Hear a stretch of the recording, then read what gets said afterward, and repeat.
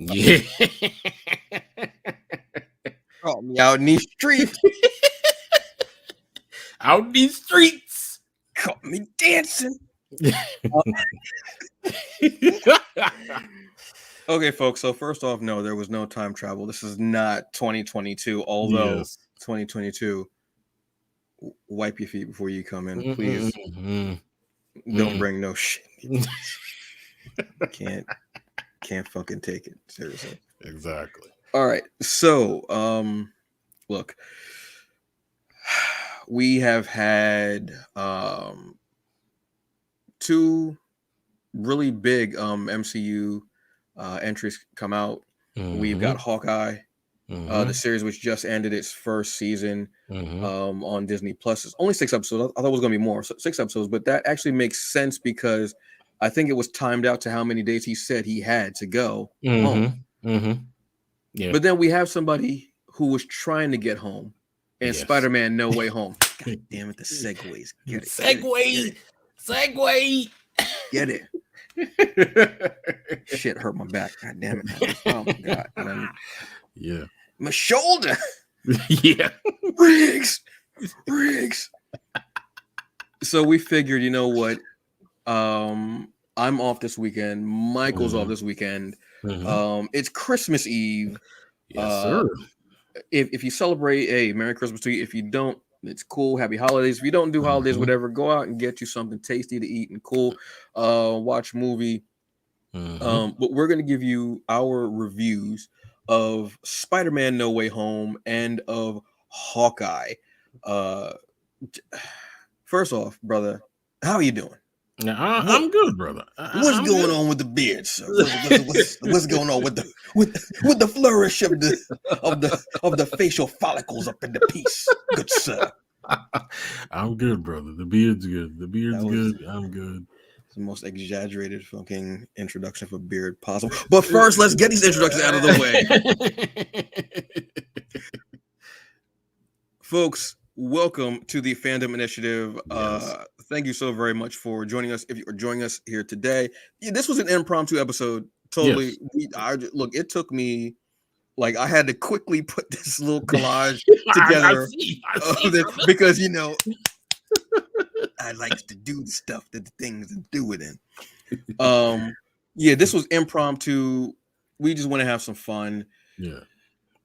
It has been a hell of a year, and numbers are back up for Unicron came from from Cybertron. From Cybertron, and just is wrecking people's stuff apparently. And wait, what's that? What? Omnicron. What? Omni-Man is here? Oh no, I didn't see what he did to his son. No, it's Omnicron. I'm not. I don't know who that is. Who all over there? What? Exactly. So apparently it's Omnicron. Totally apologize if I've disparaged any Transformer in my statement, or if I've disparaged anything about Cybertron. Yes, I apologize for those remarks. Yeah. I don't want to come across as a person who does not like Transformers. I think they're great people. A long way for a bad joke, but apparently, yes, this is where we're at, folks. I don't care. But let's get these introductions out of the way, folks. This gentleman across from me virtually, okay, he is the cinema CEO. He is the cinema god. This is Michael Williams, ladies and gentlemen. What is up, y'all? Happy Christmas Eve, if you celebrate. Do what you do. Up. Yes. Hope you got the eggnog and cognac rocking. Get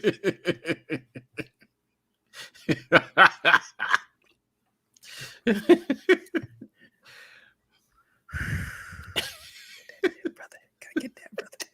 And myself, I am the hungriest man in the room, and you can take that however you want. I am the hungry bleak, Antonio Pomares, and this is the Fandom Initiative, folks. We haven't been around for a bit. We were taking hiatus because we were coming to you every week. We're trying to give you the best that we can. We are talking to you, giving you that analysis and also the humor that we're trying to give you with all of that we're talking about and going on with. But you know what? there's been so much that came out in the span of time that we decided to step away for a bit. We had, oh my god, we had The Witcher season 2 came back. We had Wheel of Time on Amazon. I think a new season of The Expanse came up. I think we had the mid-season finale of Discovery, I want to say. Yes, I think that was yesterday. Yes, I believe so. I want to say, or it's going to be, I remember they were saying something about December 30th. Oh, really? So maybe that's, but I know that I've heard something about it. Okay, well then that would be next week. Although this last week's episode was pretty good too. We had, as far as movies, we've had, I went to movies a bunch. Yeah. I saw Resident Evil. How was that, brother? Trash? Don't disparage trash like that. I feel like it shouldn't have happened. I feel like because of Netflix, people were like, oh, you know what? This should be good. And I think Netflix would have had a higher expectation than this theatrical release. It just wasn't there, unfortunately. But it was, I will honestly say this. It did mirror the game a lot more than the original Resident Evil series did as far as movies. It just, because there was a lot of stuff that did happen that was there. They did have some, look, first off, they had Donald Logue, who I always enjoy and stuff. He brings it no matter what he does. So yeah, you know, what have you. I want to thank Farrell Ramsey, the Guardian, and Mechanical Pencils for joining us on this. I almost had All Hallowed Eve. I don't know why, because I still want it to be Halloween. That's why. Let's be real. I still want it to be Halloween. Exactly. Yeah, it was not good. Okay. It just, I think it should have been. I think that should have been something that should have streamed. Honestly. Yeah, I had a feeling that was what was going to happen because, you know, that first series with Mila Jovovich was so successful. Yeah, and it was, and it barely was like the game. Yeah. This is truer to the game, and it just wasn't. So, but I'm excited for what Netflix is going to do. Okay. With it. Yeah. Unfortunately, it might only get one season because Netflix likes to do one season, as we got with Cowboy Bebop, which also came out. Yeah. And that was canceled after one season. I think they just should stop doing a series that's going to be don't do a series, just do a movie. If you're gonna do it after an anime, just do it. Unless it's something that you got. And this was decent. Like I watched about 4 or 5 episodes, and I like it. It's decent. But I thought it was going to be a continuation of the series, and so much before, like people were talking about. Now I was like, I don't understand how that's going to work, but whatever. But this is more of like a remake of Bootification. To any of the fans of Stranger Than Membrane, of the series, and you know what? It was decent. The combat was a little, but that's what's going to happen when you're doing live action combat from an anime, because you know anime you could do whatever you want with the animation as far as the fighting scenes. Yeah. You can do some of the most ridiculous things imaginable. Right. So sometimes it doesn't translate. I honestly, instead of getting this, I would have liked another season of Altered Carbon. Yeah, I said it, and I don't care. Okay. Love that series. I wish that we would get another animated movie out of it, honestly, but I know they're not going to do anything else. What else came out? There was a lot of stuff that came out, brother. Damn, there's a lot. Like I went to the movies and had way too many people sitting next to me. I went to the movies a few times. Yeah, just people just don't. You see the seating chart when you go to get the. You see it. You see it. You see it, baby. You see it, baby. What is he doing, baby? What is he doing? Why is he right next to me, baby? Why? But you know what? Yeah, it was an interesting time for the movies going into the holidays. But we got this movie. You know what? Which one you want to talk about first, sir? You want to talk about the purple, or you want to talk about the red? No, let's talk about the purple since it started first. All right, so we're gonna do the purple, y'all. We're gonna talk about this streaming series, which is Hawkeye, which is on Disney Plus. Yeah, man. Yeah, man. Yeah. Man, I should get paid to do this. I'm tired of being right. Jesus. I don't think he's interesting. He's just a guy with a bow and arrow. First off, you know how hard it is to do archery? Yes. You know how hard it is to do regular archery, like non-superhero archery? Yes. But yet you sat there and watched Green Arrow for how many seasons? Please shut up. Please sit down. All right, I'm going to be arrogant here for a second. Bear with me. Okay. When I say something, yes, I joke in it, but when I get down to the nitty-gritty and I analyze stuff and I look at things, I know how patterns work. I know how different series work. I know the job of certain series. Some are to give you the sizzle, to give you the flash, to give you, well, not that flash because that show's been dead for a while. And then there are some shows that are understated. They're going to be the ones that do the world building. They're going to be the ones that do the heavy lifting. They're going to be what I like to call a workhorse series. That's a series that does all the heavy lifting, and it may not be as flashy or as cool or have as many special effects as the other ones do. But they're going to build something to you, and they're going to give you something that you're like, oh, wait, what? Loki did this. Loki did it in an incredibly intelligent way and a really smart way. Now, again, I'm not going to be that guy who says, well, if you didn't understand it, then, whatever. I'm not going to be like that person. I'm not. Hawkeye, a little more understated. This was your holiday family detective story. Yeah. Almost like those old like procedural kind of things that you would get, that private detective, got a lot in the 80s. But this show did a lot of really great work. We're dealing with a character who is not superhuman, doesn't have that, suit, doesn't have a big hammer, he doesn't have a shield, he doesn't have vibranium. All he has are his skills and his bow and his arrow. But he's standing next to a man who's over 100 years old. He's standing next to a god, and he's standing next to a technical genius. He's standing next to an assassin. He stood next to a king. He stood next to a Nexus level character. And he inspired a couple of them. He inspired Scarlet Witch to say, look, if you come out that door, you're an Avenger. Did y'all forget that? Everybody looks at Cap for those speeches. Barton had a couple. He went up against Vision to try and keep Wanda where she was at. It didn't work, but he still went up against Vision. This is a cat who is who also has a lot of red in his ledger. Don't forget. He's dealing with PTSD. He's dealing with the real world ramifications of the fact that his hearing is diminished. He has to wear a hearing aid. He's also dealing with the fact of his friend died to sacrifice herself for him and the rest of the multiverse.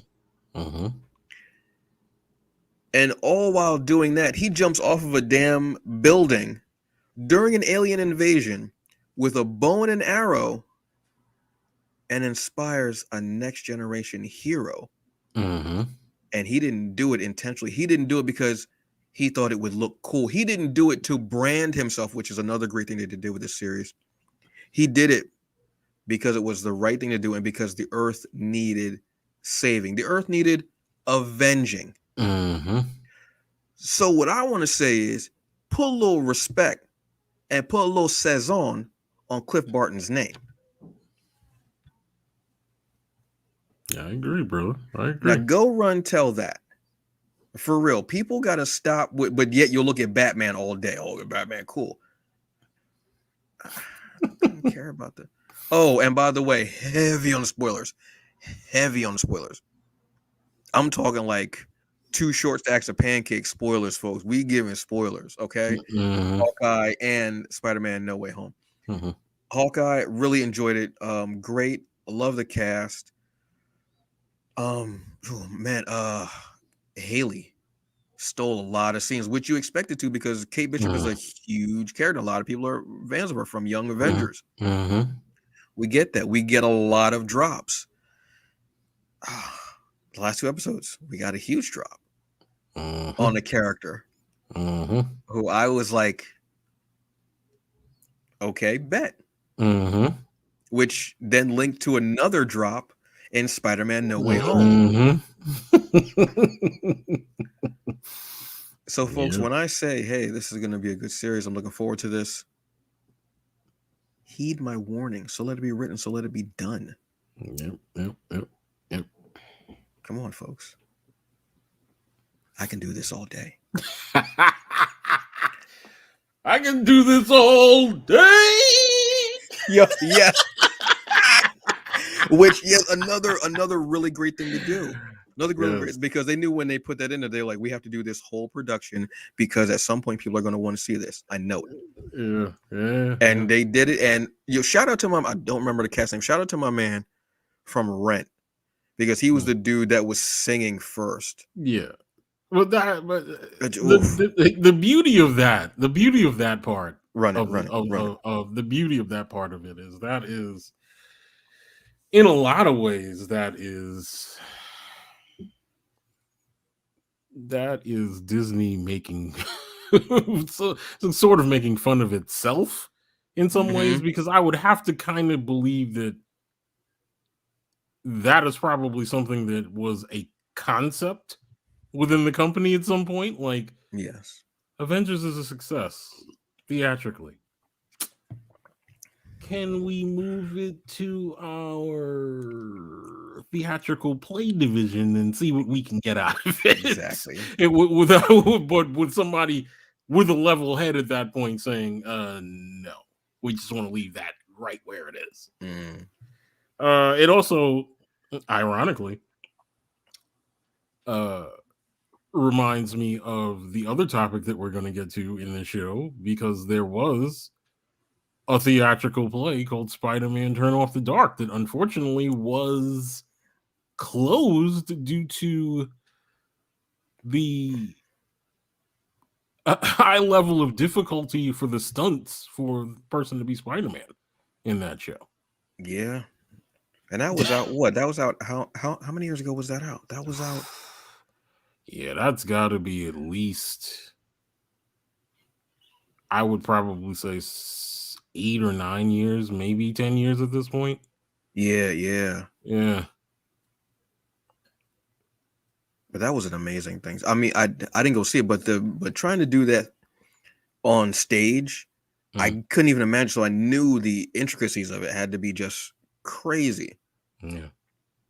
But then we come to Hawkeye, and they're like, "Okay, bet. Check this out. This is what we're going to do."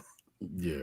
Let me just answer at Farrell Ramsey, who's asking me what my thoughts on Doctor Strange teaser trailer is. We're getting to that, brother. Hang on. We're going to get there. So are we going to do like an after credits scene like we usually do?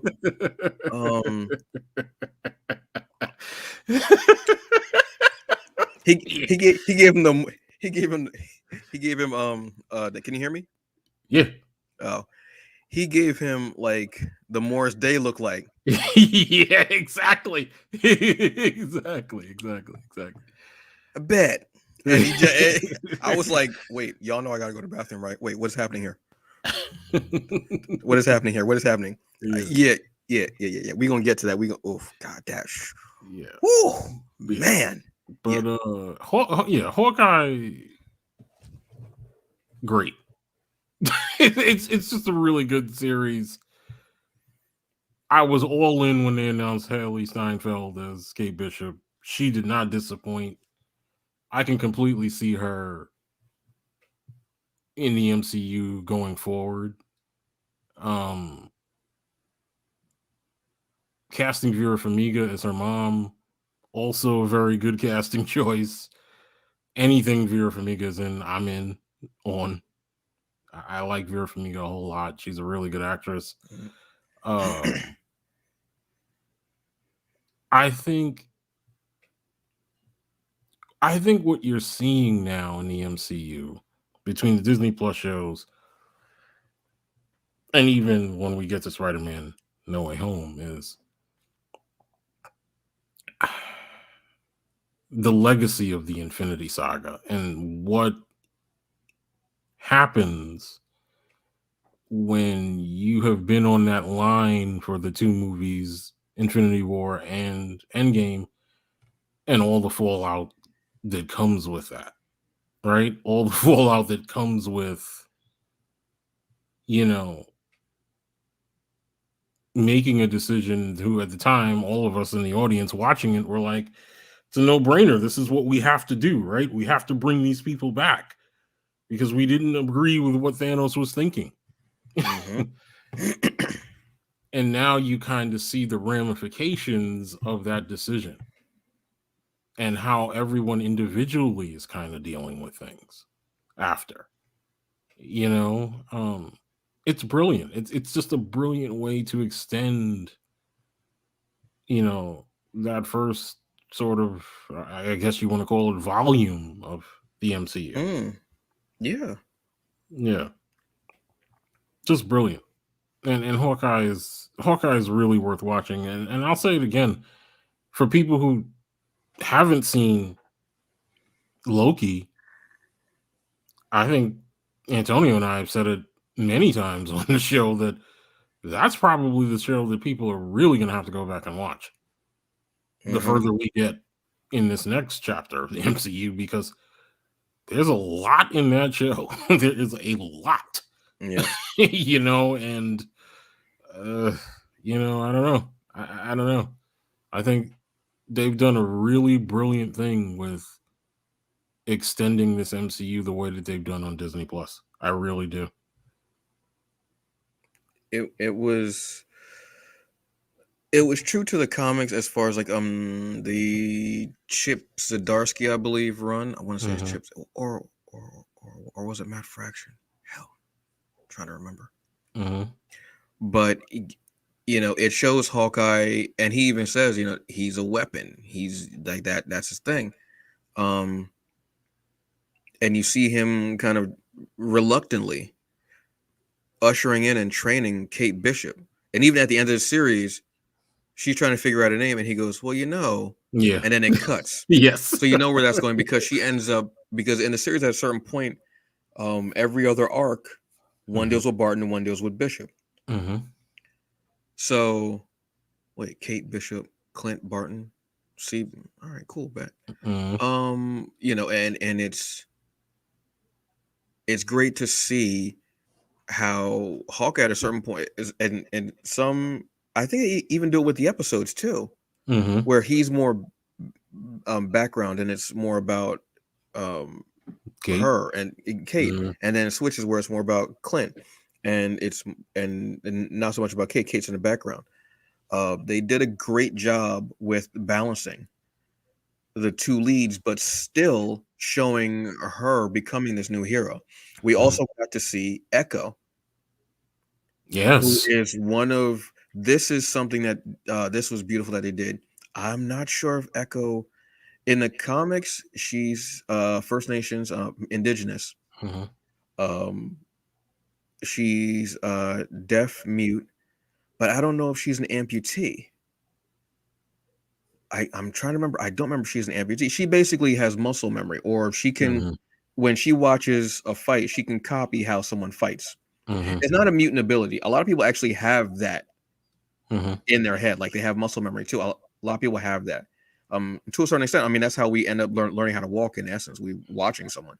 It's just she has it to a higher degree.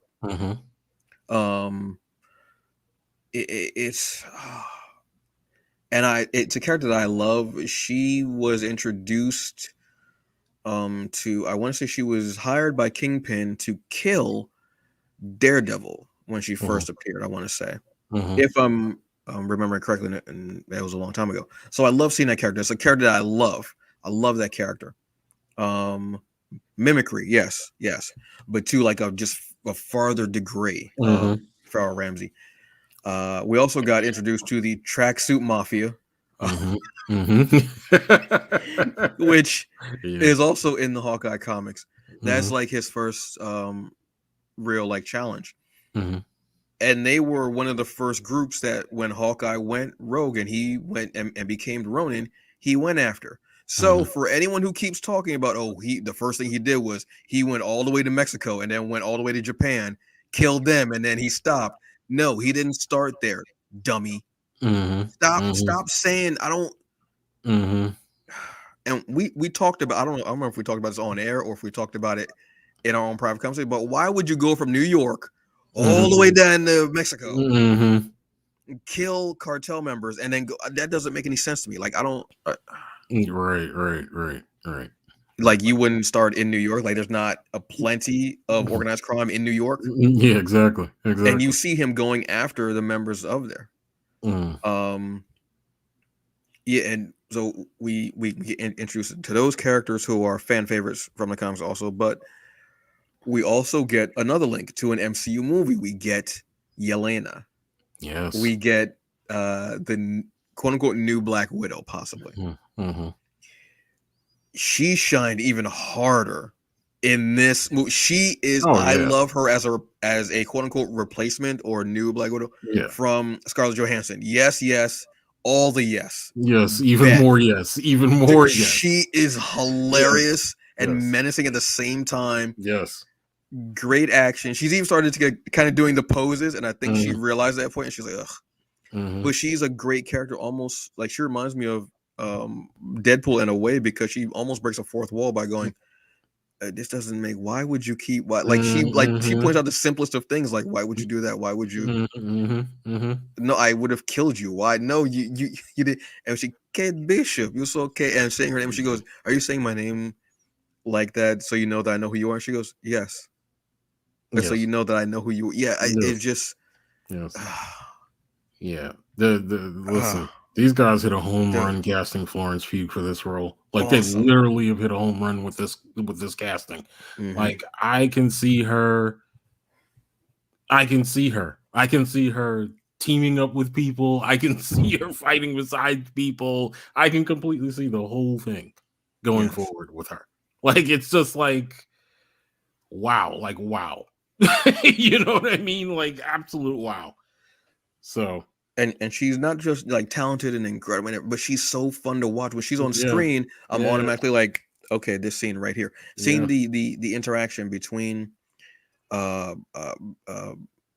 and Kate was great too, when they were having that fight through the different rooms, which felt to me like it was mimicking a comic as well, like different panels, which I love. I love putting little nuances like that in there that people who either make comics or read comics incredibly, I do read a lot of damn comics.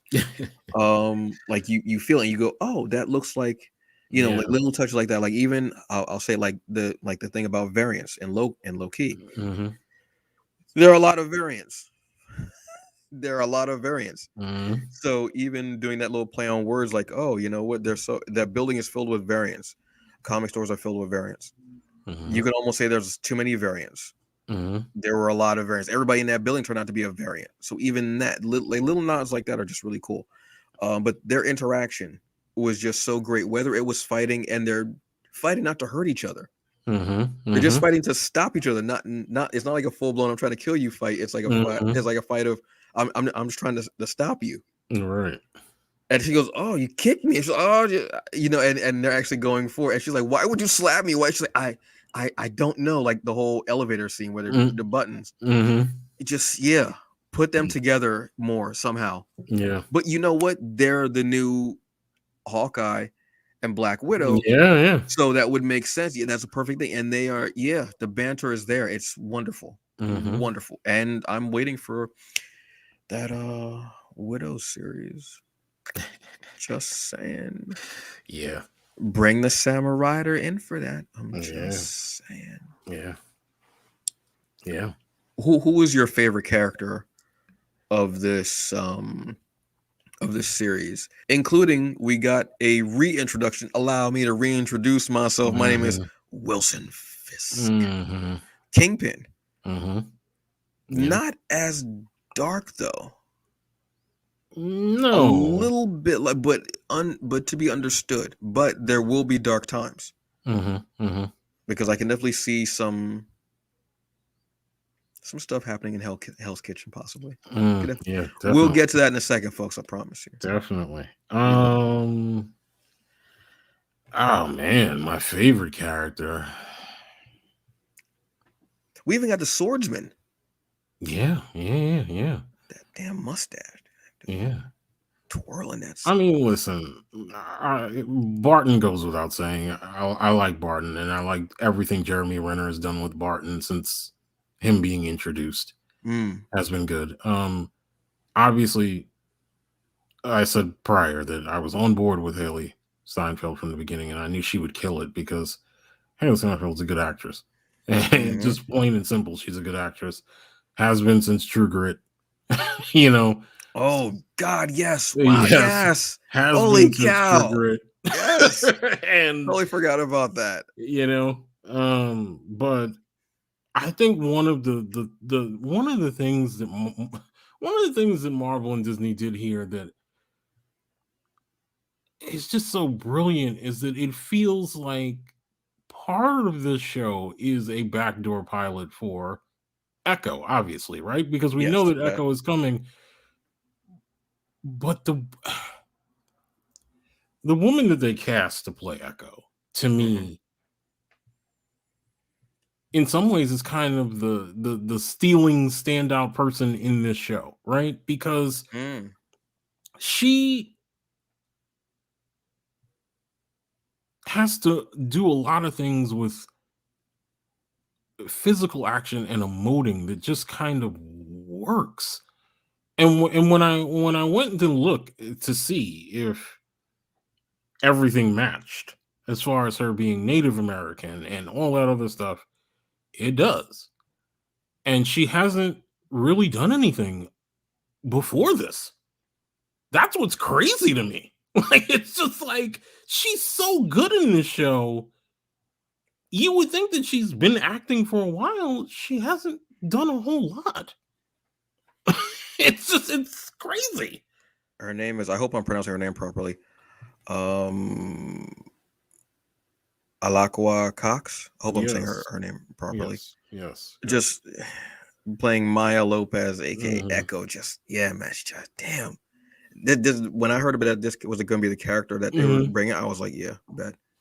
And then seeing the teaser that we got for Disney Plus Day, when that graphic came up for Echo, that okay, cool, bring it. Yeah. I mean, whenever she's on screen, she has this thing. It's this thing I often say, it's this thing you can't teach. Like, you either have it or you don't, and she's just her presence is just so magnetic when she's on screen. It's like she's eating up the lens every time she's on. And yeah, I'm really excited to see this Echo show now. Yeah. Like, really excited to see where it goes, because now I don't know if anybody's up on the comics, whatever, but Echo is actually the holder of the Phoenix Force now.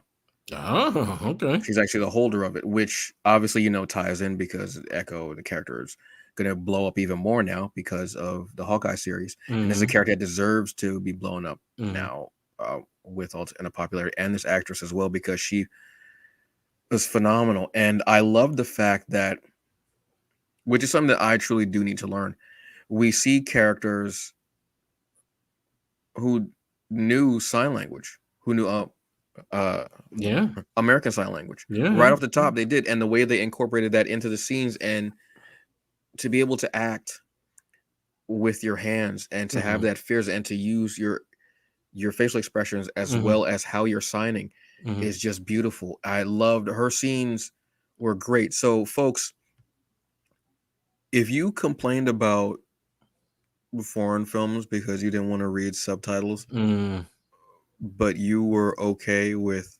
reading everything that Echo was signing, I got to call bullshit on. Is that some bullshit up on my mic? Yeah, that's some bullshit up on there. But I'm gonna let that go. But she just steals scenes. She does. I love that. She does. Give me more of that. I love that, and I love her interacting with people, and I loved her interacting with Barton Mm-hmm. and them signing together as well, and him, and and the fight scenes were dope. Yeah, she is an amputee, Mm-hmm. Which we have not seen Mm-hmm. really much. The only other person I could think of who is an actual uh who their physicality is limited because of their physical bodies is I can't remember the actress's name, but she played Commissioner Barbara Gordon on Titans. Yes. She's in a wheelchair. She had this incredible fight scene where she used sticks. I want to say eskrima kick sticks. I want to say, I think that's what they're called. In a fight scene on Titans, and fight scene was dope as hell. It was incredible. So we're getting at this point where we're getting more representation, not just race and gender identity, but also different body types. Yeah. We're getting it, and we're getting it in comic book stuff. Yeah. Wow, the tables are kind of turning on this. This is very, very cool, and I'm loving it. And they're characters that are really great, and they're both women, and they were whooping the ass. So, yeah, damn, Echo, yes, Maya Lopez. Yeah, I'm just Yeah. And shout out to the gentleman that plays her father, Zane. Oh, I'm trying to remember his name, but this dude was on Longmire. Yeah. He's in Reservation Dogs. He's in Midnight Texas, which is kind of an underrated series. Check it out on Peacock. Supernatural stuff. The Westworld. Dude is just I love seeing him a lot now. The last few years I've been seeing him a lot, and I'm glad because dude is awesome. He is. Zane, damn, they just took his name away. Zane McClammon. That's his name. Dude is Zahn. Excuse me, Zahn. I apologize. Zahn McClanny. He's just dude's awesome. I love him. Got the most beautiful hair too, brother. I'm just jealous of the hair, brother. I'm jealous of that scalp. Yeah. Is that sulfur 8 you using, brother? What is that? What is that? What is that sulfur 8, brother? What is that? What you using? Yeah. That ain't Juices and Berries, is it? From Coming to America. Me, I'm gonna be honest. When I saw Kingpin pop up, I was like, "Bet, okay, cool." Yeah. I mean, yes, Kate Bishop was awesome. Jack as a swordsman showed what he was about towards the end. I mean, Yelena is just awesome, obviously, but the reintroduction of Kingpin got me. I was like, okay, yeah, you have my attention, Mr. Bond. Exactly. Vincent D'Onofrio coming back into the world of Marvel, I should say, really, because at that point it wasn't considered MCU proper. It was more MCU dark. I want to say, really, of the Netflix series. Now, where are we going to go with this? Where who else is going to pop up? We're going to tell you in a few minutes. Definitely. Hopefully we'll get Jessica Jones back in here. Hopefully we'll get Luke Cage. Hopefully we'll get a different Iron Fist. No offense, Finn, but hopefully we'll get a different Luke Cage too. No offense, Michael, but you just wasn't. It just wasn't it. You're much better in the series that you're doing now, Evil. You're doing a bang up job with that. That I freaking love you in. But Luke Cage is. And hopefully we'll get John Bernthal back. We need John Bernthal back. we do need. He might be in a little bit of a hot spot with the whole. Yeah, I'm not even going to go into it. But the Punisher is going through a bit of a retooling now as well, because I believe the Punisher is in control of the hand in the comics, and they redid his symbol because the symbol the Death's Head skull was adopted by some police officers and some white supremacists and groups like the dumb boys and all that shit, whatever. These guys, and it's a shame because I have like 3 Punisher shirts because I love anything with skull art, and I love the Punisher symbol because it's very basic, it's simple, and the Punisher is one of my more favorite characters because he's so interesting because of his mindset and because he shouldn't exist in the MCU. There's no way he would exist in the MCU. It doesn't make any sense for him to exist in the Marvel universe. It doesn't. He's the only person who's like, yeah, I'm gonna kill everybody. Well, no, we can't do that. I just shot 5 people. I shot them all in the head, and I'm going after all the rest of these mafia guys. And they say nothing, and they equip with him and everything.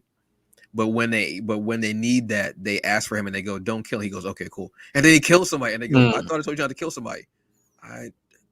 Yeah. Do you not see all the guns in my car? Exactly. I shoot stuff. That's what I do. I don't. Punisher's in my name. I don't know if you knew me. My name was Frank.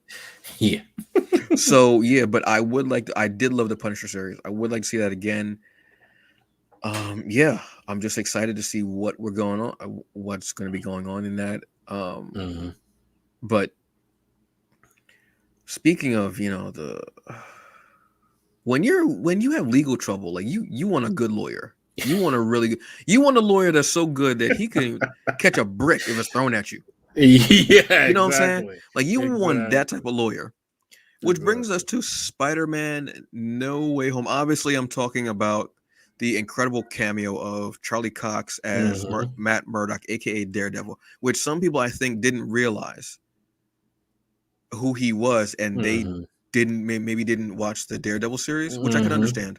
Because when that scene happened, a lot of us gasped. Like we knew, but we didn't know, and we gasped. Yeah. And when he caught the brick, we were like, "Whoo!" And people were like, "Wait, how did he catch the brick?" And I almost wanted to say, "Just wait, Netflix," but I didn't. So this takes place immediately after Spider-Man. I can't find my keys to get inside. What was it? I'm far from the gas station. I got, what is it? I'm far. I'm far from the pickup. Yeah. Spider-Man, the toilet paper too far from the counter. I can't reach it. No, I'm joking. Spider-Man Far From Home. Yeah. This takes immediately place after when Quentin Beck in his last video is saying Peter Parker is Spider-Man. He's revealed the identity. Spider-Man and MJ are on the street. They're swinging through town, and they see one of our favorites, J. Jonah Jameson, done incredibly and can only be done by J.K. Simmons, appears and says, "Look, he's Spider-Man. He's public enemy number 1. He's a menace. The menace. Give me those pictures and everything." And then we're done. And then we start up right from there. And the seats being mobbed. Yes. Tied with Cap's trilogy. Easy. Incredible character arc of the character in general, but in this movie, the development of him and all the other characters, and embodied Spider-Man in the best way. And we even got to see the evolution of Spider-Man because we got cameos from everybody and their mama.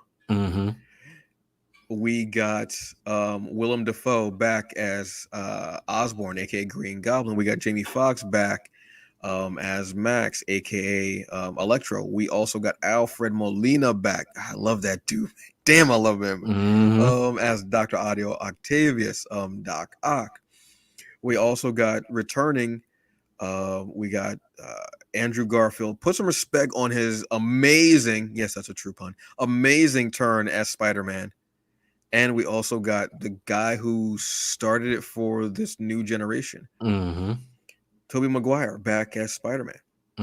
So we got to see even the evolution of the character and even their character arcs. And there was definitely some meta stuff in there. But,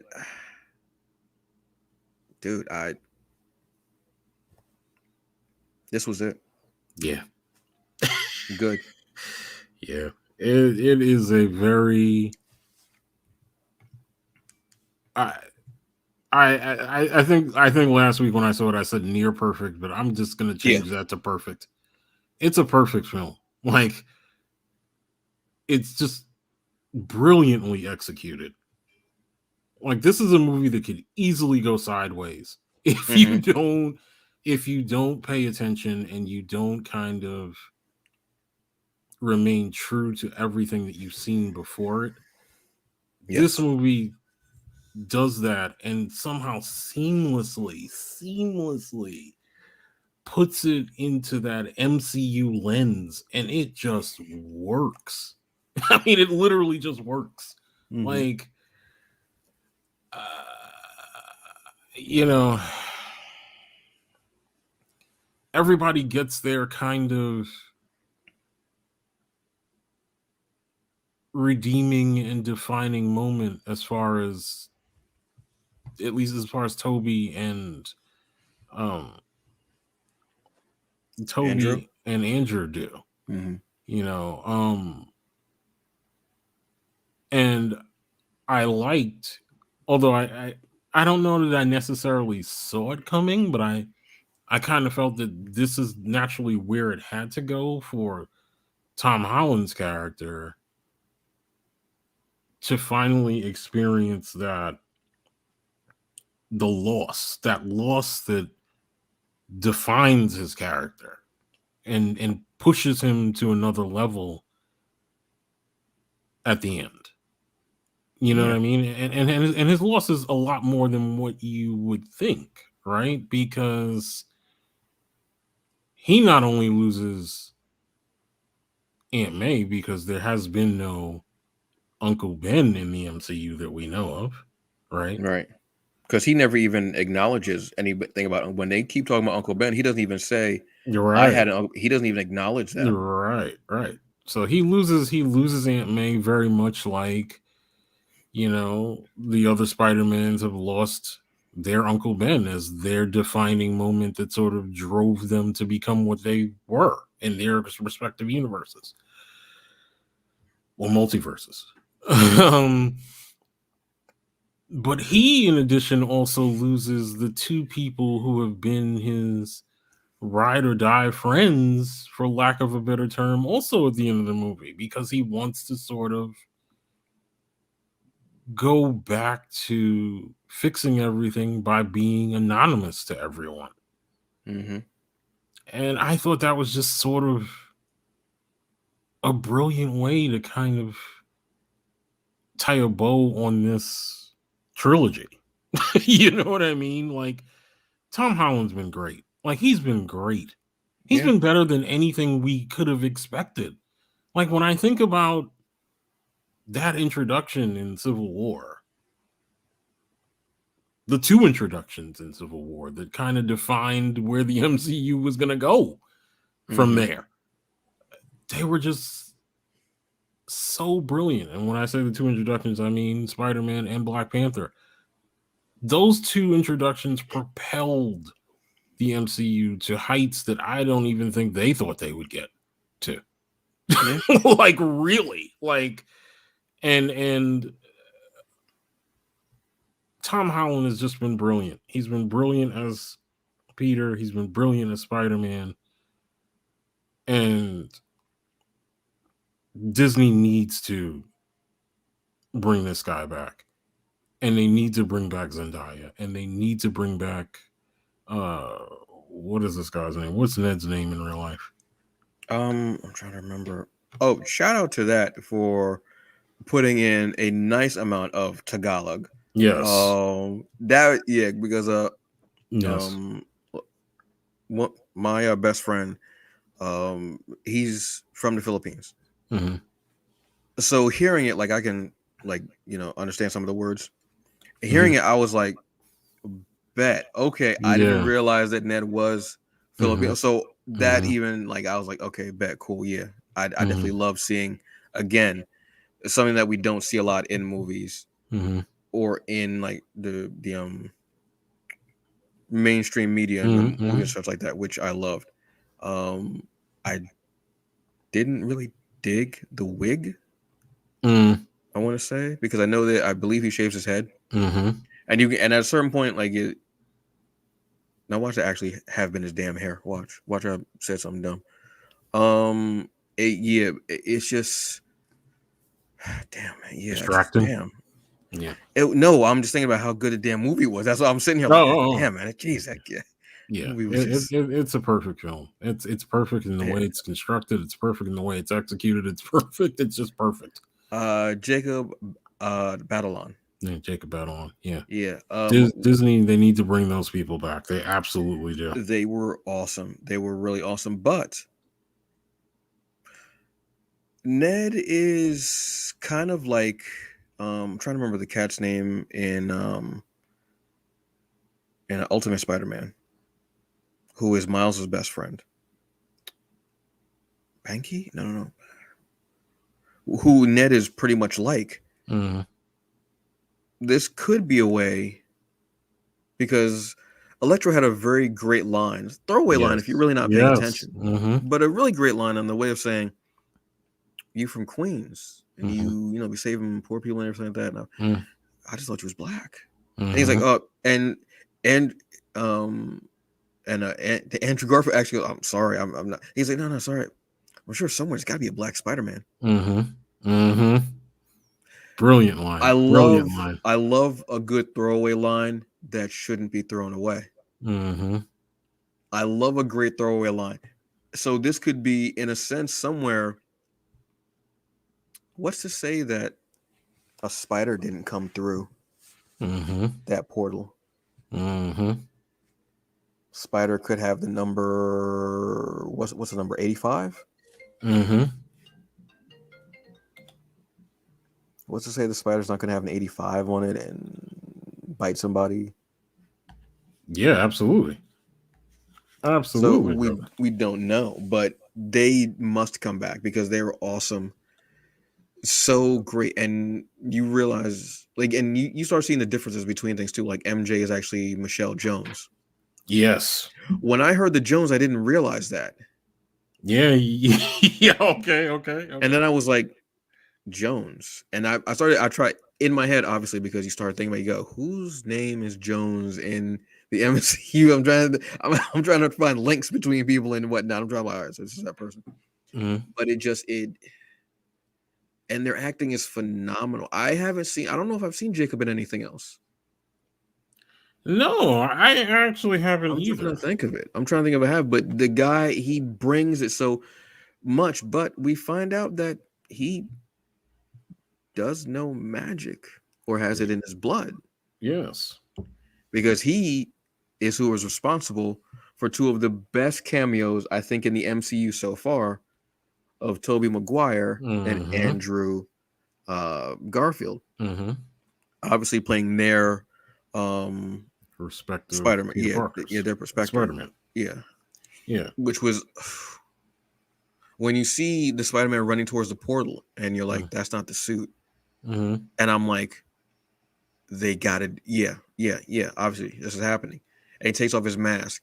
Everybody in the theater was like, oh, they were like, they exhaled. Then when Toby, Batman, that was it. Was over.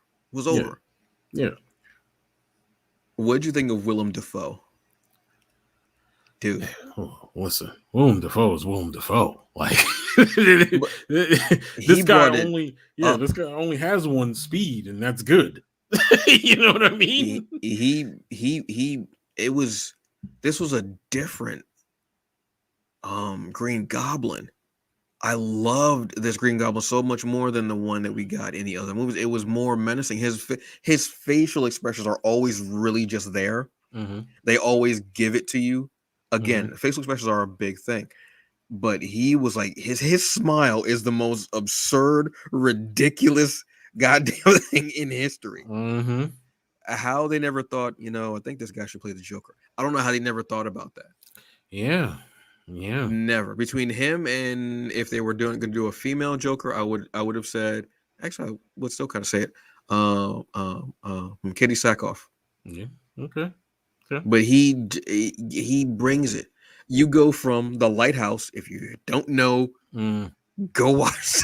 I'm not telling you nothing. Just go see that movie. You'll be like, I don't know what the hell just happened. I'm suing Antonio. What the hell was that?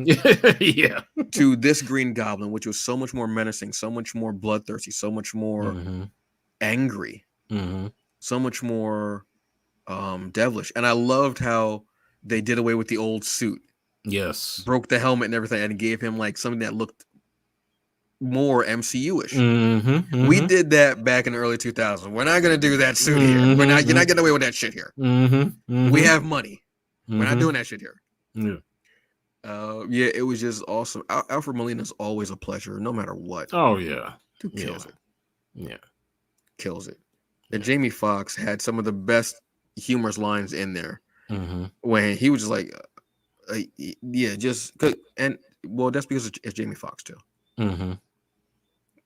And just and I think this time around, he was better this time around because less is more with Jamie Foxx.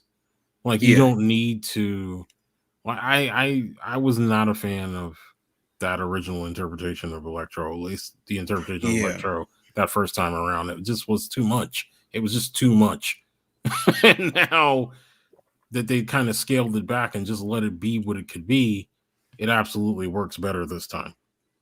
But it's also that, which I do hate too, where it's always like a character who's not physically attractive. They make him, when he was like, so what happened with the comb over and all that? And he was talking about that, and I was like, we don't talk about it. We don't talk about the comb over. You know, they always do that with the characters, and when they get powers, they become, whether hero or villain, they become more attractive. I hate that fact. So just having him be who he is, and his powers, and showing the glimpse of his mask in his powers, like the classic Electro mask. Little nods like that are really great things. And I love that. I loved also that throw. It wasn't even a throwaway line. It was actually pretty funny when Andrew Garfield talks about how he fought an Italian dude in a rhino. Yes.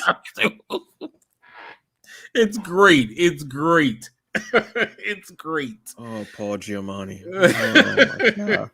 What did they do to you, baby? What did they do to my boy? Exactly. Look what they did to my boy. Exactly. Look what they did to my boy. Exactly. But that whole costume, that whole conversation was the most Peter Parker thing I've ever seen. It was the meme, but them having a conversation. And when they were like, "Oh, I fought an alien in space," he was like, "Yeah, well, I fought an alien with black goo." Some people didn't know about that. Like the people sitting next to me didn't know what that meant. So when they saw the mid-credit scene with Tom Hardy, and then they saw the symbiote there, they were like, "Oh, that's the black goo," and they put it together.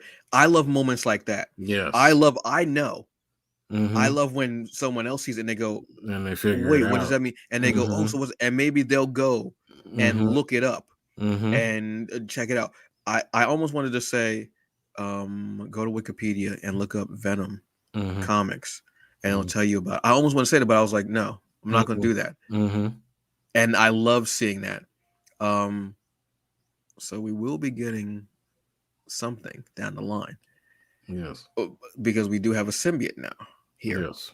But yeah, him and them saying, no, you are amazing. I want you to say you are amazing. Because people have given the Amazing Spider-Man movies, those two movies, they have given them shit for years. And I don't understand it. Andrew Garfield, I enjoyed him as well. I understand the fact that they said that he was too good looking because Parker should be good, but I was like, everyone's good looking to somebody. Yeah. I know that's a weird statement to say, but everyone's good looking to somebody. Not everybody has the same taste.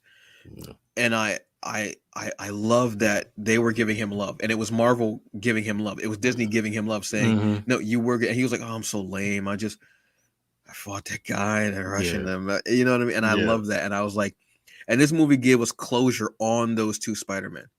Yeah. We got beautiful closure with that. And yeah, it felt right. For a second, you were thinking Toby was gone. And I was like, shit. Don't. And when Garfield told him up, he was like, "You hurt real bad, aren't you?" He's like, yeah. And you know, again, that's a Parker thing. Yeah. That's a Parker thing. And I this closure was just so important. And I love how they did that, how they how they made that better. Yeah. The loss of Aunt May is great. They waited till the last movie to do that to give him his origin in the last movie. The minute she said that line, I said, "Shit, you better not. You better not. I know you. I will come through this screen. I'll put all this popcorn down. I will." Yeah. And then seeing it happen, and I was like, "Please check her. Please check her. Please check her. Please check." And she wasn't like feeling her side. I was like, "Oh, all right, cool." Then he was like, "Oh, well, what's wrong? What's wrong?" And I said, "Shit." What was a scene that got you? Scene that got me. I feel like there's so many. You can't, like, it's so hard to choose one of them because they were all so great. But there was a scene that got me, but I want to know what yours was. The scene that made you kind of sit up and go, you like just have that reaction of, like, you don't, like, everything's happening at once to your body. I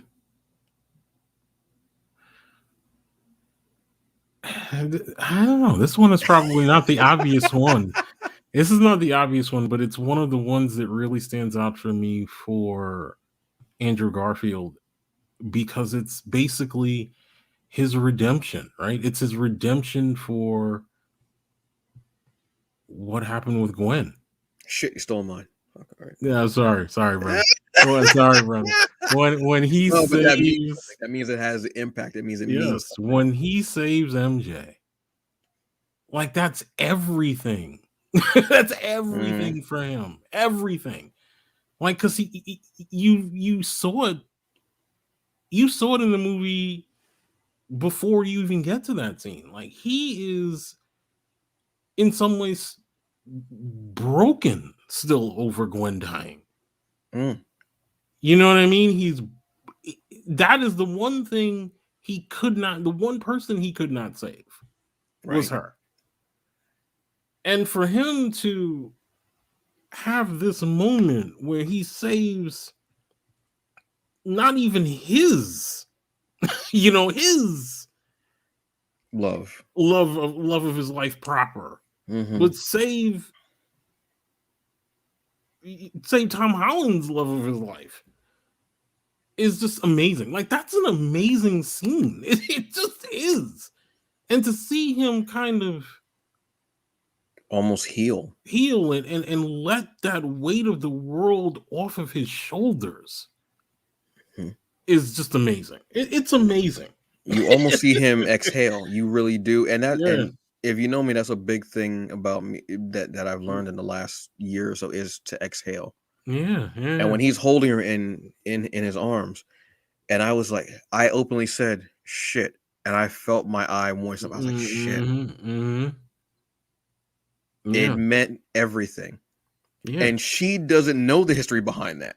None of them know the history behind that. None of them but know. We do. And we feel, so she doesn't understand why he's feeling that we feel it. Yeah. And that's why I say that this movie is a perfect film, because there are those little moments there that within the film, the characters from at least the MCU version of Spider-Man don't really know, but they pulled it off where they're talking directly to the audience who's been on this journey of Spider-Man movies forever. It's just brilliant. It's brilliant. Like, that scene is just brilliant to me. It's brilliant. In this movie, we were the watchers. Yes. We were watching. Yes. Because we know we've seen everything with these universes. We've seen it. So in a sense, we are Uatu. We are the watchers. Yeah. We can't interfere. Yeah. We can only watch and hope. So when that scene happened and he was like, "Are you okay?" And when she asked him, "Are you okay?" MJ saw it. She didn't know the extent, but she saw it.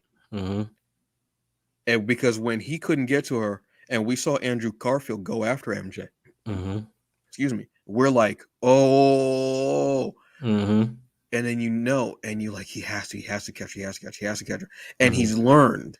Mm-hmm. This is also a character who hasn't even been in the whole movie, but we've seen a character development. Mm-hmm. He learned, I can't use my webbing. I have to catch her. Mm-hmm. Because if I use the webbing, the same thing will happen to her that happened to Gwen. Mm-hmm. Mm-hmm. And it was perfect. Yeah. If that scene is perfect, that scene is just it. That scene was perfect. Yeah. Absolutely. And when you see Tobey Maguire as like an older Spider-Man, Mm-hmm. I can't remember the last thing that I saw him in. I'll be honest with you. It's I can't been remember a last time while. I seen him in a while, which I totally understand. You know, I Yeah. mean, the dude's got plenty of money. He Mm-hmm. can chill. He can totally chill. But I mean but that Disney money, like talk different. Oh yeah, absolutely. I'm just saying. Yeah, absolutely. Regular money's like, hey, you know, I like it. But that Disney money be like,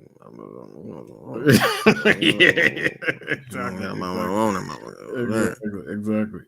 It talks like that one uncle at the cookout. Don't nobody know what's going on, but you know he got money. You know what I'm talking about. I don't say about that.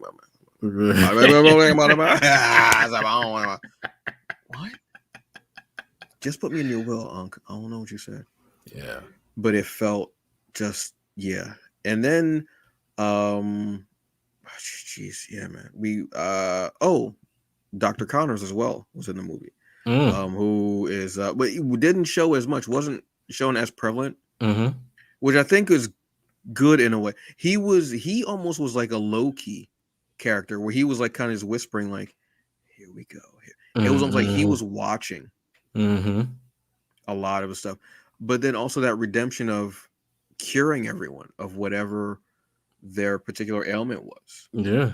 What was making them that way, curing everyone. Including Osborn. Yeah. Who is the one who killed Aunt May. Yeah. You get a lot of, and you see this Parker is ready to kill.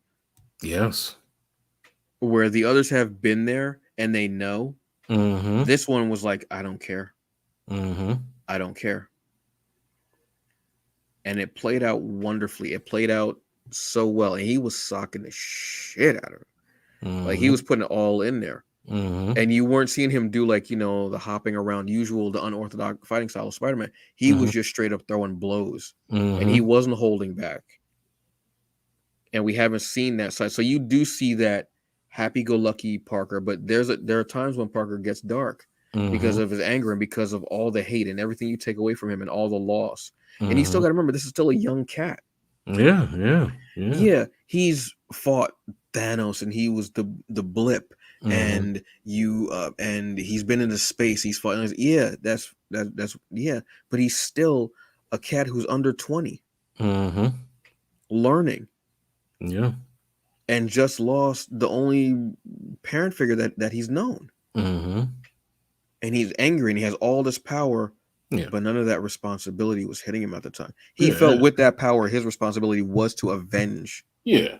And don't forget that there's also this element that he's still recovering from losing Tony.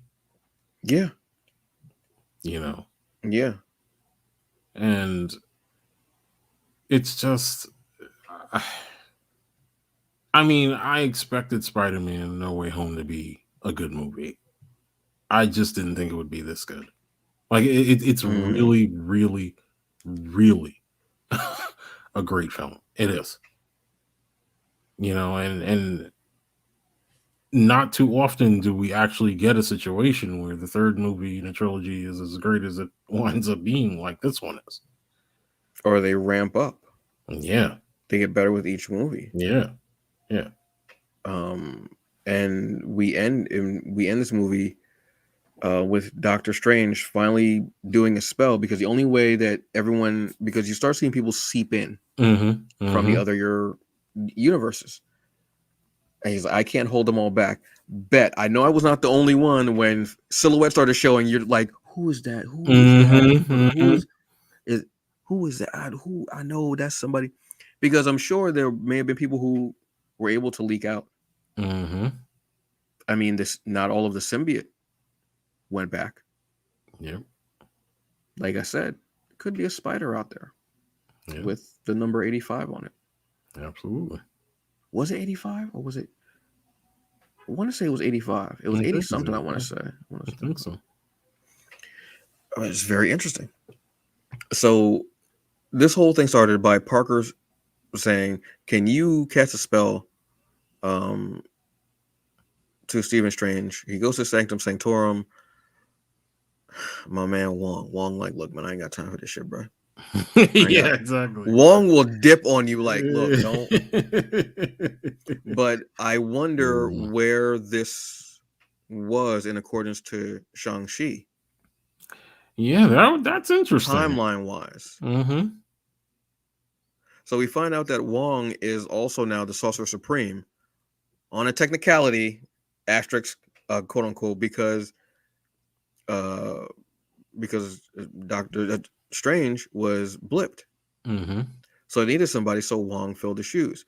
I don't like that idea because Wong is badass, and he knows, like we all make the joke about Wong will dip. Wong's like, look, man, I got some shit to do. I gotta go. We all know that joke, and it is funny as hell. And I think they actually play with that joke now too, because it is funny. That was on purpose that they did that. But Wong is also incredibly adept in magic. He's not some schlub. The dude is on point. Okay. And Benedict Wong is an incredible actor. You know what I mean? So I don't like the fact that he got it on a technicality, but whatever. And so Stephen Strange is back, and he's just he's protecting the Sanctum Sanctorum now, while Wong was going back to, I'm trying to remember which place he was going to. Can't remember. So Parker asks him, "Hey, can you do this spell that will make everyone forget that I'm Peter Parker? Excuse me, that I'm Spider-Man." He goes, "Okay, cool, fine." But he's like, "Wait, well, what about MJ? What Aunt May and Ned?" And he's talking to him. Spell goes awry, and that's how we get all these people coming in from different universes.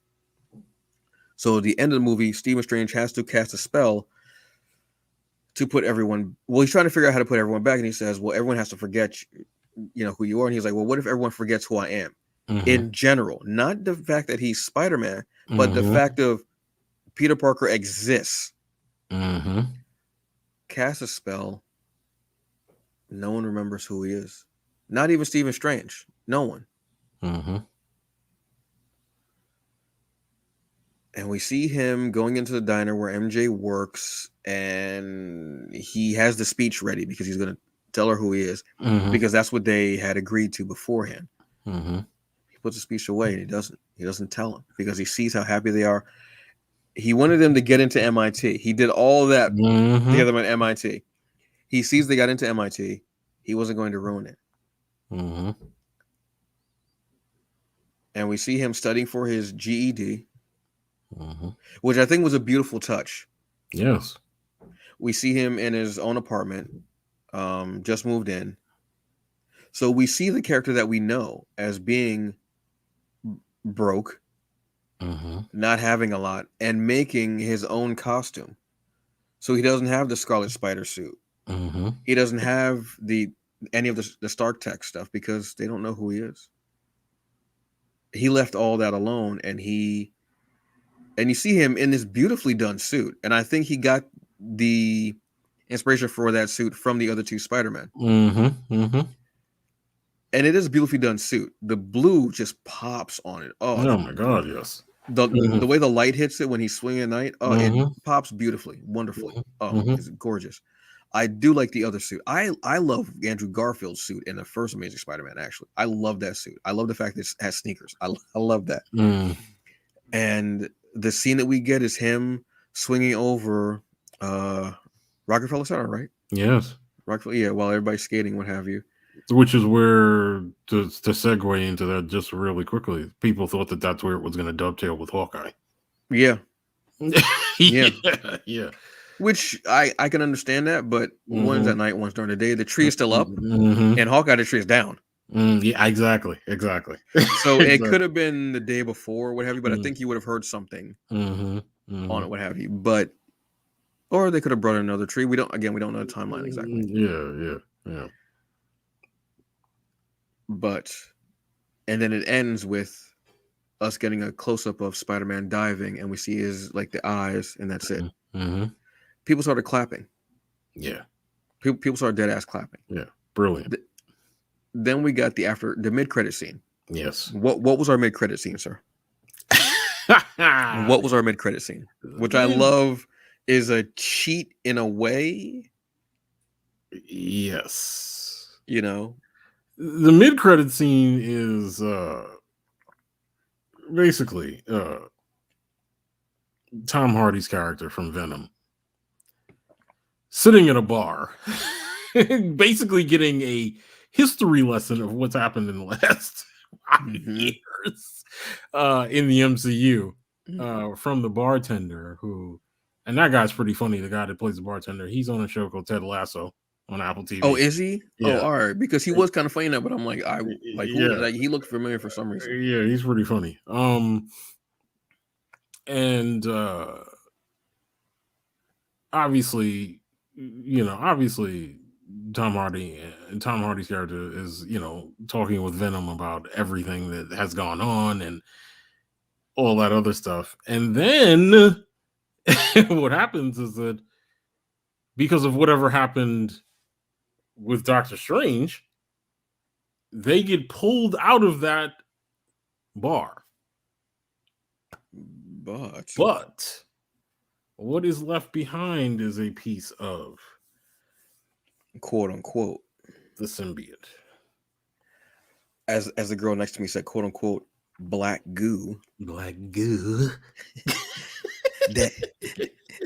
That's that goo, baby. Yes. And I still think people didn't realize what it was until it moved. And then they were able to kind of go, oh, this locks into what he was saying about black goo. So now this symbiote does not know that Peter Parker is Spider-Man. Mm-hmm. They do, or doesn't know that there's honestly doesn't know that Peter Parker exists because that's been wiped away. But they know that there's a Spider-Man. Mm-hmm. So do we get a Eddie Brock in this universe that gets the symbiote? Perhaps. And then becomes Venom here. Mm-hmm. Or does the symbiote first go to Parker, then go to Brock, and then we get the more classic Venom suit that we know of? I was actually kind of glad that they didn't bring Topher Grace in. I'm sure they would have done something really great with him. But yeah, that's totally cool. Yeah. This man prayed to God to kill Peter Parker. Yo, you are petty on a level, sir. Yes. Can you please? And I know Jesus was like, I didn't get up on the cross for this. What? Exactly. And to Pop, do you see what this man is praying for? Are you serious? And to lend to some context to your point earlier about maybe showing those people to Wiki about the black goo and Venom. Mina said that Wiki is your friend unless it ruins the whole MCU for you. I'm not. No, I was not. I know the history behind that comment. Yes. Thanos. Who is Thanos? Who? Exactly. So yeah, Yeah. That was great. That was just great. It was great because it was just such a delayed reaction by her after seeing everything and how we were reacting at the end of Avengers. For her to come in the next morning and literally like kick in the bedroom door and be like, "You didn't tell me they all die." I'm like, what? I was like, why would I tell you that though? Why would I? You read too far. You got to read up to a certain point, and then you go, "All right, I gotta." Exactly. Everybody dead. What? Huh? What? Yeah. And I've done that with movies and with like some YouTube videos for movies that I haven't seen yet, like some horror stuff that I want to see. And I was like, wait, that told the Oh, damn it. Yeah. You know what, that only rivals one other time that's happened with her. Oh god. Where I think she was off like for a couple of days from work, and I needed to go to work, so she started watching a movie called The Perfect Storm, and I went to sleep. Like I didn't tell her anything about this movie. Oh, it's like a real story and such like that. Yeah, The Perfect Storm. Mm-hmm. And when she watched it, got to the end, she literally wakes me up in the middle of the night and says, "You didn't tell me that everyone dies in this movie." So I'm noticing a theme here. I'm like, I can't tell you anything on this. So I'm noticing a theme here. Why everybody got to go? Yeah, exactly. I don't know what to tell you. Exactly. Oh my god. It's great. Wonderful. It's great. So that's how we get that mid-credit scene. Yes. Then, as most MCU movies get, yes. we get an after-credit scene, right? Yes. Somebody said, "Hey, guess what? Yeah. Hold my cognac." And because you got to hold a yak. Yeah. And they decided, hey, what if we do an after credits trailer? Yeah, exactly. Nobody saw that coming. Nobody saw that coming. After like 30 seconds, you're like, is this still going? Yeah. So we got the trailer for Doctor Strange in the, I almost said in the Mouth of Madness, because that's obviously a play on the title. The Multiverse of Madness. And holy shit. What the hell? I knew it was coming, but I didn't know. Look, Pharoah Ramsey said it best. He just wanted to know what the cinema CEO thought of this and what the people. Look, dude, I was like, bet.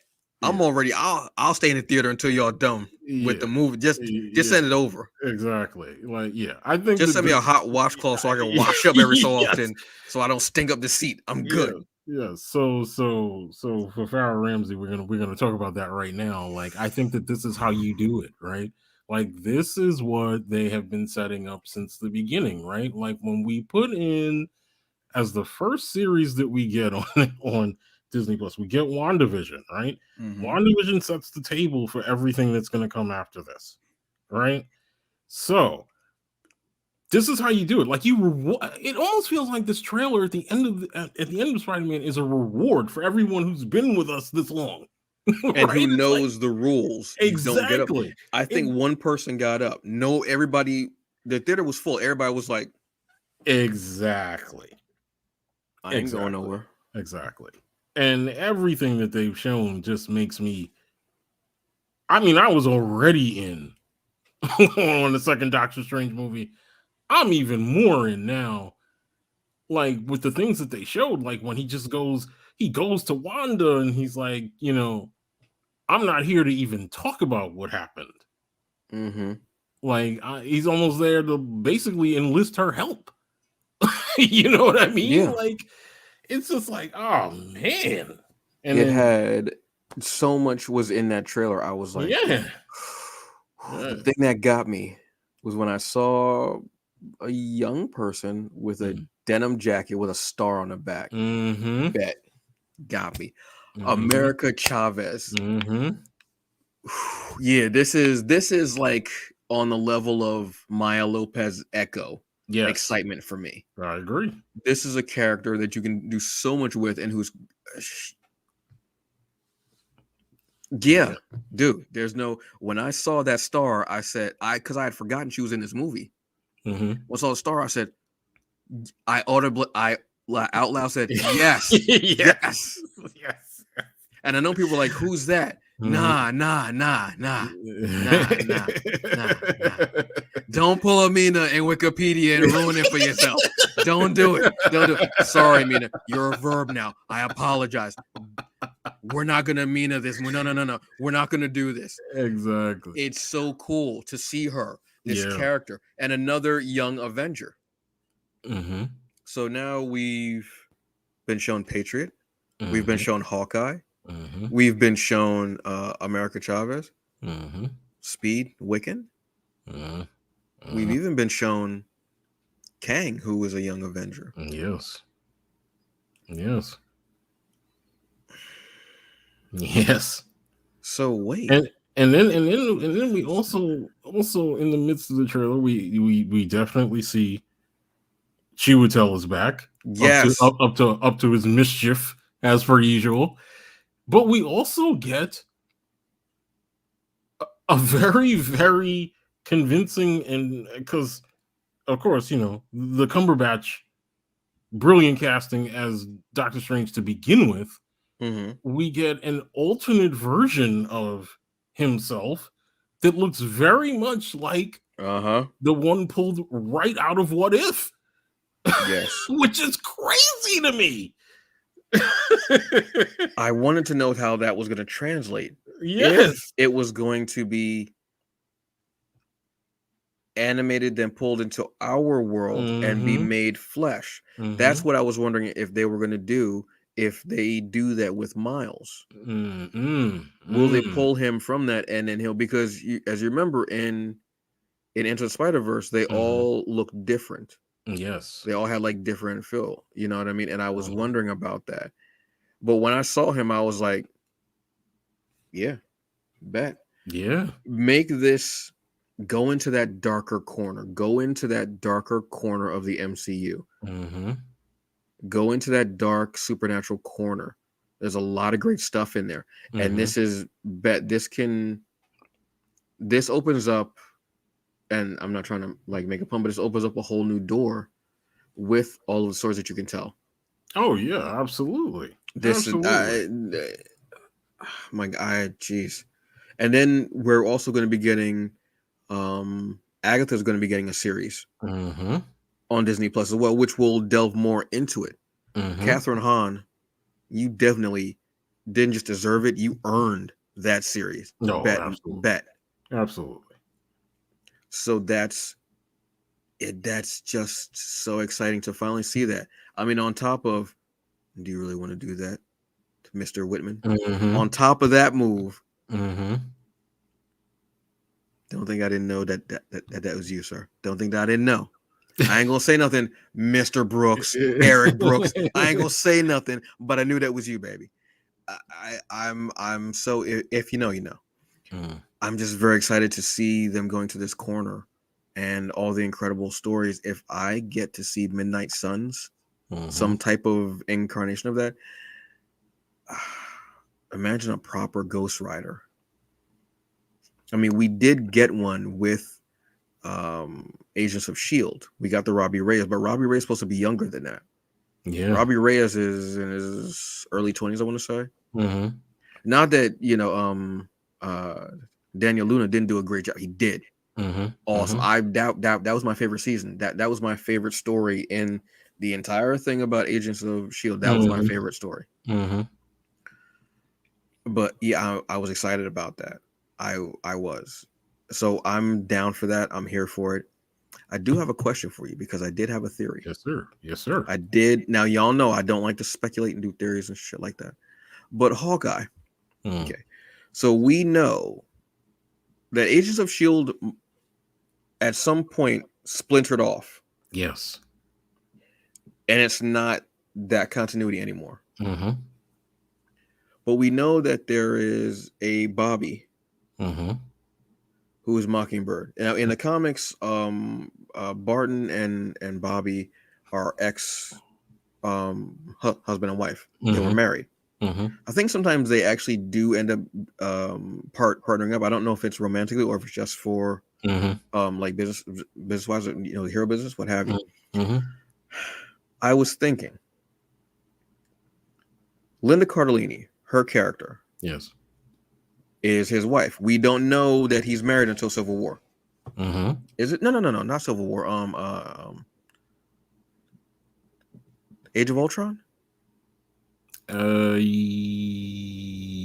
Yes. I don't want to say Age of Ultron. Okay. Yes. We don't know that he's married and has a family until Age of Ultron. We don't know. We just know him as. What if she is in like a witness relocation thing, new identity, what have you, and she was Mockingbird at one time? I Yes. And Yes. and she ended up retiring because possibly she was wounded, or possibly just because she got tired of the political stuff or what have you after the fall of Shield and everything like that. She just got tired of it, and they decided that Barton would still work to do that, but she just wanted to be with the children, just be a simpler life, and she didn't want any part of that because she handles herself incredibly well and is incredibly calm and patient in situations that even if you've been with them for a while, you would panic. She does not. She's very cool, calm, collected. So what if at some point we find out, because I mean they do shit like this. I mean, look how long we had to wait for Paul Bettany to be actually physically on screen as Vision after voicing Jarvis for so long. At some point, we find out that she's actually Bobby, and she was Mockingbird, and she just at some point, for some reason, she just takes out whatever weapon and just starts whooping ass. Is that a possibility or something? No, yeah, I absolutely think it's a possibility. I think that Marvel isn't being coy about, even if she's not necessarily Bobby in name as far as being Mockingbird, she is part of the Mockingbird program. There's no question about that. Like, even with this thing, like at the very end of the finale with the watch, and she turns the watch over and it's the Shield logo on the inside of the watch.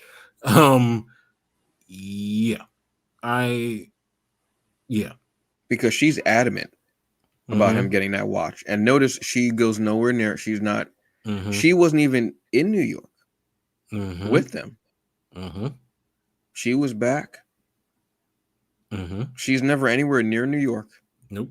In any of the situations, what have you, she's always in that secret location. Because you notice in the movies, like a lot of times we'll see like where the location is or what have you, or where in the city. Do we ever get that with that farm that they have? Nope. That farm is in the middle of nowhere. There's nothing around that farm. Right. Or possibly we could find out that she's someone with powers, and she has to be in that area because of how her powers can manifest. Maybe. Just what have you. But I'm leaning more towards possibly a Mockingbird, a new identity. Yeah, I mean, she slyly runs intel while he's in New York for him. Yeah, she's his girl in the chair. Everybody needs somebody in the chair. Exactly. So it was an idea I had when I was watching. I was like, Linda Cardellini, they wouldn't be just using her for this little role. And at a certain point, your roles are small in the MCU until they're not small. Yes. But there's always a point when your role gets much bigger. Yes.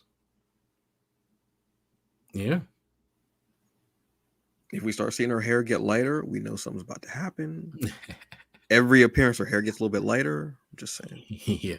Yeah, that was just an idea I was thinking about. I was like, that would be pretty interesting because you don't hire anybody and give them parts of stuff that you don't think are good characters or that are shit characters. Oh yeah, absolutely. And you're here to tell a story, and you see them as integral parts to that story. Yeah, and I don't think you're far off, brother, at all. I think that she probably is the MCU's Mockingbird.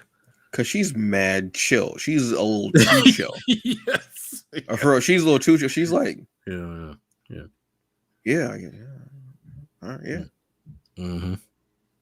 And she doesn't trip when she sees the Avengers come to the house. She doesn't trip. She's like, yeah. They're tripping like, kids, what? You didn't pull out? Wait, what? So you always do hit the target. All right. Yeah. Take that joke however you want, folks. I don't care. Don't care. So that was an idea. I was thinking, this would be pretty cool because that's one of those classic things is that they're one of those classic couples. Yeah. There are certain couples that are just classic. And I know everybody was upset when we got Agents of S.H.I.E.L.D. and there was no Hawkeye and Bobby. It was her and that I forgot that dude's name, whatever. It doesn't really matter. I also started watching the series at a certain point because I just didn't care. Excuse me. But yeah, that was my thought for that. So let's rate Hawkeye. What's your out of 5?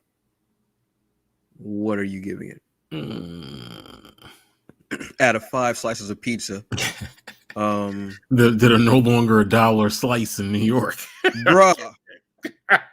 Bruh, I wasn't even gonna bring that up. You know I love me $1 slice. Exactly. When we used to go to the studio. Yeah. Yes. 2 places I've got to stop. Juice Generation. Mm-hmm. And that $1 slice joint. Mm-hmm. I gotta stop, man. I'm hungry. Because sometimes I didn't get there in time to go get that Chinese food, which was banging also. Right. But I need them hot slices for $1. Right. Let me get that orange soda too, bro. Yeah. How you going? That's like, well, that's no better than like dollar stores that have to go up on prices now. Yeah, exactly. You know how much you're gonna spend on those new signs? $1 plus. Oh yeah. Exactly. Dollar General and then some. Exactly. I would say I would give it 4. Okay. 4 slices. Okay. That's good. I'm gonna give it a 5. Okay. I'm gonna give it 5 slices. Okay. Yeah, it was just very enjoyable, and I love that it was a different feel, holiday kind of feel. It, when they were making the arrows together, it gave me a little bit when they were making the arrows together for some reason, and because of the holiday, it gave me some type of like Home Alone kind of feel. Yeah. Which I don't like. I don't know how to explain it, but that's how the feel that gave me. Mm-hmm. And I think I already know your answer for this. Spider-Man No Way Home out of 5. Out of 5? Yeah. How many Garfields are you giving me? How many Garfields? And shout out to that conversation when he was like, "Does the web fluid come out of everything?" And they were like, "Yes." Again, that's the most. But you normally would get that conversation from Parker when he'd have his mask on, which makes it funnier. That was, and he was like, "Wait, what?" And he kind of gestured at his chest really slyly, but didn't mean his chest, like his nipple area. And I was like, "Yo, this is the most Parker thing Parker has ever done to Parker." And I loved it. That was just a very, and because that's a conversation that he has with, say, like the Wolverine or like one of the bigger characters, like the bigger muscular characters. I mean, like not stats, but muscular, and they're like, "What? I'm not having this conversation with you," and they will literally walk away from him. Like he said some of the most random mess. Like even during Avengers meetings, he said things, and they're like he said something about wetting his suit once. And they all turned around like, "What?" And he was like, "Well, it happened, and and he kept talking, and they were just like, who let him in?" Yeah. Whatever. So what would you give? That was actually a really underrated scene. That was just dope as hell too. That was so funny. It was. So what would you get it? How many Garfields, sir? I'll give it 10 Garfields. How about that? God damn, this guy. This guy again. This guy likes to break scale. Yeah. I gotta agree with you, man. I gotta agree with you. Where's my goddamn electric car, Bruce? Yeah, exactly. Yeah. Yeah, it was. It just surpasses everything that you could think the movie would be. Like, yeah. But it's a wonderful evolution and escalation in the movies, and how it becomes more ramped up. And he finally becomes Spider-Man, the Spider-Man that we know. He finally becomes that Spider-Man. Just brilliantly done. Brilliantly done. Yeah, it just, damn, man. Yeah, like I would honestly go again, but I don't want to be sitting next to people. But I would like to know if they're ever going to be on Disney Plus. I know there's been a lot of chatter and such going on. I don't need it, but it would be cool to be able to go. Let me watch. I think they're on Stars. Stars has been getting them. Yeah, I'm sure they have something worked out at some point that they will make an appearance on Disney Plus to complete everything. I'm sure they will. Yeah, I mean they've got some of the X-Men movies. Jeez. Yeah. Yeah. It's like a headache.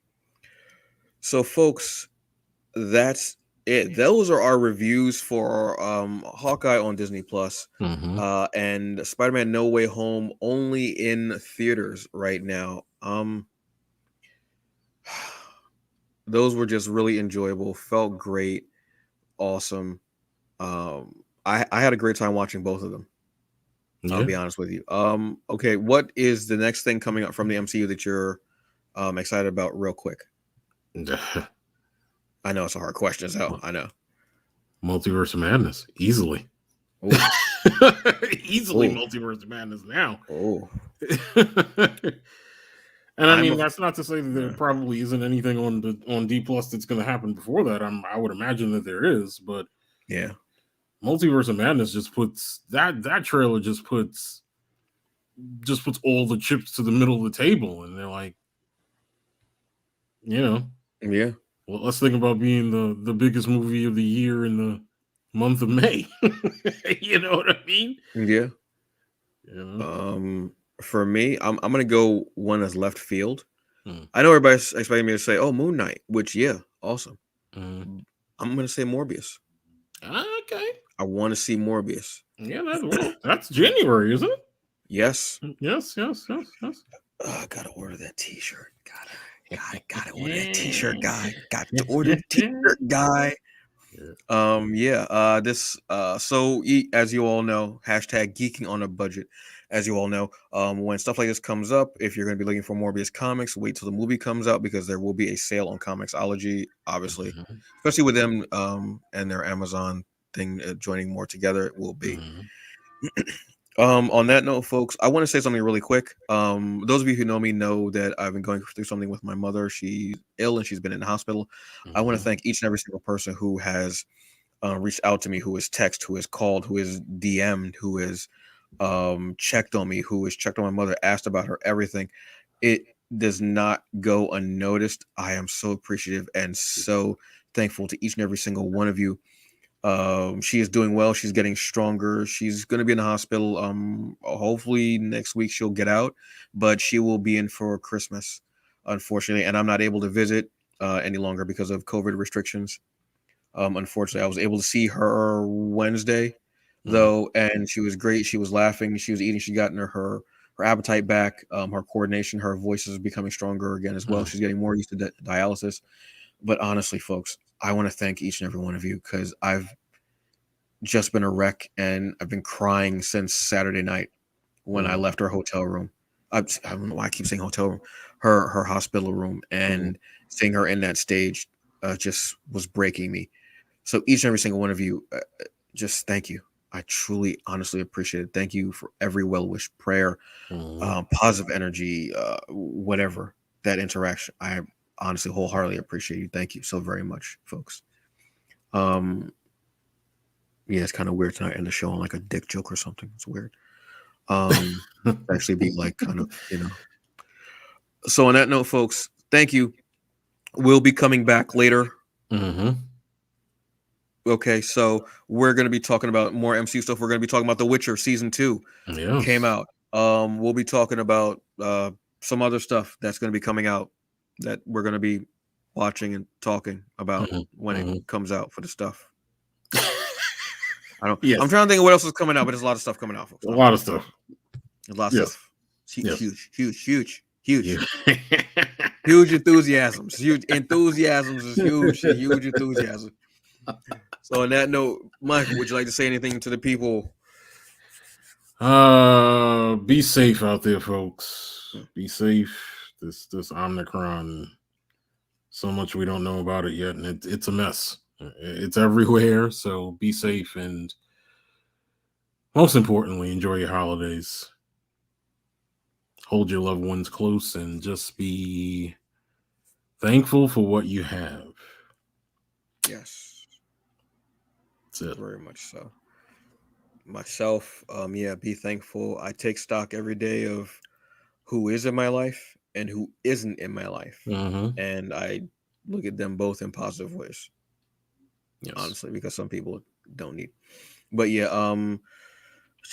just enjoy your holidays. If you celebrate them, if you don't, just enjoy the time with the people that are around you. Be safe. Take care of yourselves as well, please. As always, it's Friday, right? Yes. Impromptu Wellness Check Friday. Did you take your meds today, whether it's for a physical or mental ailment? Please take them. Take care of yourself. Drink water. Take that time out. Make sure that you're feeling well. If you're not feeling well, please take those steps to be the best you that you can be and feel well. It's very important, folks. Not just for the people that are around you, but for you as well, because we want you here. You deserve to be here. We like you here. Okay? So please take those steps to do whatever you can to be the best you that you can be. It is important. And it honestly is. And like I said, if you enjoy the holidays, do be great. If you don't enjoy the holidays, still spend the time with the people that you like. Just do your thing. All right. Do the best you can with what you got, because in the end, it's all that you get. Yeah. This gentleman is Michael Williams. This guy right here is Antonio Pomares. Yes, he is. This has been Fandom Initiative Special Edition, Christmas Eve. And I thought that it would be great to bring some holiday cheer and some hoes to your house. No, that didn't come out right. Oh, yeah. I was so close to not totally butchering the show. Yeah. Actually, that Hawkeye joke about pulling out and not missing actually was probably the start of that whole thing. Anyway, folks, go ahead, enjoy the day, the night. You got the right time, baby. Night and day, whatever. And eat something tasty, all right? We'll see y'all in January sometime. We'll let you know beforehand. Peace. Watch this awkward dancing on Christmas Eve in the excellence, in my new excellence hoodie. Take that.